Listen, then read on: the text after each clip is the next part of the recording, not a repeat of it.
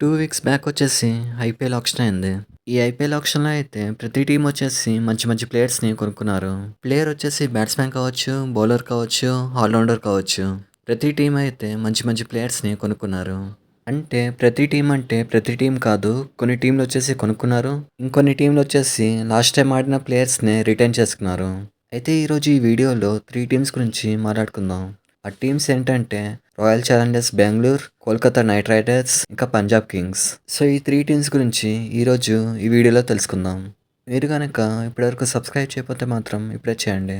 So వీడియోలోకి వచ్చేస్తే first team వచ్చేసి Kolkata night riders. Kolkata team వచ్చేసి ఐపీఎల్‌లో one of the popular team అని చెప్పొచ్చు.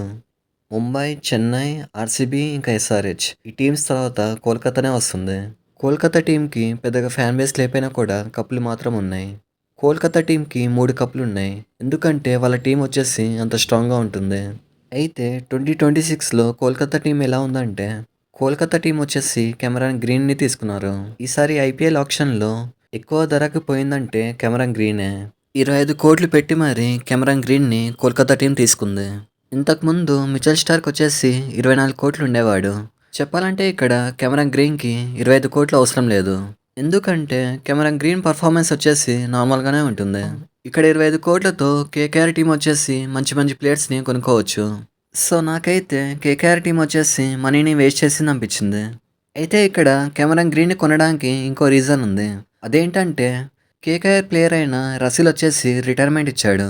అందుకే ఒక ఆల్రౌండర్ కోసం కెమెరాన్ గ్రీన్‌ని తీసుకున్నారని చెప్పాలి. అయితే కేకేఆర్ టాప్ ఆర్డర్ విషయం దగ్గరకొచ్చేస్తే కేకేఆర్‌కి ఓపెనర్‌గా సునీల్ నరైన్ ఉన్నాడు. ఇంకో ఓపెనర్‌గా ఫిన్ అలెన్ ఉన్నాడు. ఒకవేళ వికెట్ పడితే మాత్రం గ్రీన్ వస్తాడు. సో టాప్ ఆర్డర్ అయితే ఇక్కడితో అయిపోయింది. ఇక మిడిల్ ఆర్డర్ విషయం దగ్గరకొచ్చేస్తే రహానే, రఘువంశీ, రింకు సింగ్ ఇంకా రమన్‌దీప్ ఇలా నలుగురున్నారు. ఇక్కడ రహానే వచ్చేసి కేకేఆర్‌కి కెప్టెన్‌గా ఉండొచ్చు.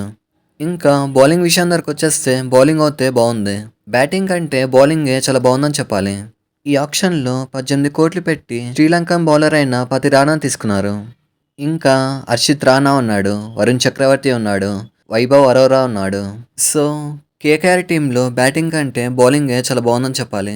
సో ఇక్కడ వచ్చేసి కోల్కతా టీంకి బ్యాటింగ్ అయితే సరిగా లేదు. సో కేకేఆర్ టీం వచ్చేసి ట్రోఫీ గెలవడం చాలా కష్టం అని చెప్పాలి.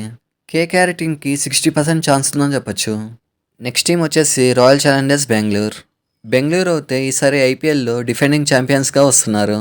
ఈ ఆప్షన్లో అయితే బెంగళూరు టీం వచ్చేసి ప్లేయర్స్ని పెద్దగా కొనలేదు. పాత ప్లేయర్స్నే రిటైన్ చేసుకున్నారు. ఎందుకంటే లాస్ట్ టైం ఆడిన ప్లేయర్సే బెంగళూరుకి చాలా స్ట్రాంగ్గా ఉన్నారు. కాకపోతే థర్డ్ ప్లేస్లో కొంచెం ప్రాబ్లం ఉండేది. టీంలో ఆ థర్డ్ ప్లేయర్ కోసం వెంకటేష్ అయ్యర్ని కొన్నారు. 7 కోట్లు పెట్టి వెంకటేష్ అయ్యర్ని ఆప్షన్లో తీసుకున్నారు. వెంకటేష్ అయ్యర్ వచ్చేసి మంచి పొటెన్షియల్ ఉన్న ప్లేయర్ అని చెప్పొచ్చు. ఎందుకంటే వెంకటేష్ అయ్యర్ సిచ్యువేషన్ తగ్గట్టు ఆడతాడు. అలాగే బౌలింగ్ కూడా వేయగలుగుతాడు. సో ఇక్కడ ఆర్సీబీ టీం వచ్చేసి వెంకటేష్ అయ్యర్ లాంటి మంచి ప్లేయర్ని కొన్నారని చెప్పాలి. అయితే ఆర్సీబీ టీంలో ఓపెనింగ్ వచ్చేసి ఫిల్ సాల్ట్ ఉన్నాడు. అలాగే విరాట్ కోహ్లీ ఉన్నాడు. తర్వాత వెంకటేష్ అయ్యర్, రజత్ పతిదర్ ఇంకా జితేష్ శర్మ వీళ్ళు ముగ్గురు వస్తారు. ఫినిషర్స్గా ఇద్దరు ఉన్నారు. ఒకరు వచ్చేసి టీమ్ డేవిడ్, ఇంకొకరు వచ్చేసి షెఫర్డ్. మనందరికి తెలిసిందే టీమ్ డేవిడ్ గురించి పెద్దగా చెప్పాల్సిన అవసరం లేదు. టీమ్ డేవిడ్ వచ్చేసి ఒక డైనోసార్ అని చెప్పొచ్చు. అలాగే ఆర్సీబీ టీంకి బ్యాక్ బోన్ అని చెప్పొచ్చు. ఇంకా బౌలింగ్ విషయం దగ్గరకు వచ్చేస్తే బౌలింగ్ అయితే చాలా బాగుంది. ఎజిలుడ్, భువనేశ్వర్ కుమార్, కృణల్ పాండ్యా ఇంకా యష్ దయాల్. నాకు తెలిసినంత వరకు యష్ దయాల్ అయితే ఈసారి ఐపీఎల్ ఆడపోవచ్చు.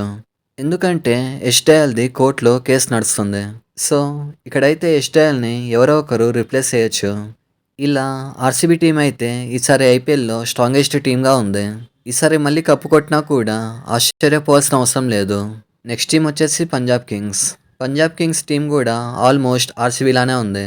పంజాబ్ టీం కూడా పెద్దగా ప్లేయర్స్ని కొనలేదు. వాళ్ళ పాత ప్లేయర్స్ని మళ్ళీ రిటైన్ చేసుకున్నారు. పంజాబ్ టీంలో టాప్ 3 వచ్చేసి సిమ్రాన్ సింగ్, ప్రియాన్ షారియా ఇంకా నెహల్ వడేరా. తర్వాత మిడిల్ ఆర్డర్లో శ్రేయస్ అయ్యర్, శశాంక్ సింగ్ ఇంకా Stoinis. So Punjab team batting వచ్చేసి చాలా బాగుంది. అలాగే బౌలింగ్ కూడా ఎక్కడ తగ్గలేదు.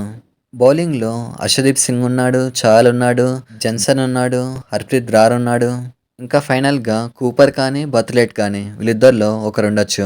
చెప్పాలంటే వీళ్ళిద్దరిలో కూపర్ని తీసుకుంటే బాగుంటుంది. ఎందుకంటే ఇక్కడ కూపర్ వచ్చేసి బ్యాటింగ్ కోచ్ చేయగలడు. సో ఇలా పంజాబ్ టీం వచ్చేసి చాలా స్ట్రాంగ్గా ఉంది.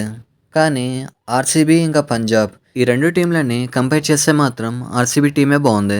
సో, ఇది మ్యాటర్. ఆర్సీబీ స్ట్రాంగ్‌గా ఉందా? లేపోతే పంజాబ్ టీమ్ స్ట్రాంగ్‌గా ఉందా? కామెంట్ చేయండి. అలాగే మీకిష్టమైన టీమ్‌ని కూడా కామెంట్ చేయండి. ఇలాంటి మరిన్ని వీడియోస్ కోసం లైక్ చేయండి, షేర్ చేయండి, సబ్స్క్రైబ్ చేయండి. Thank you.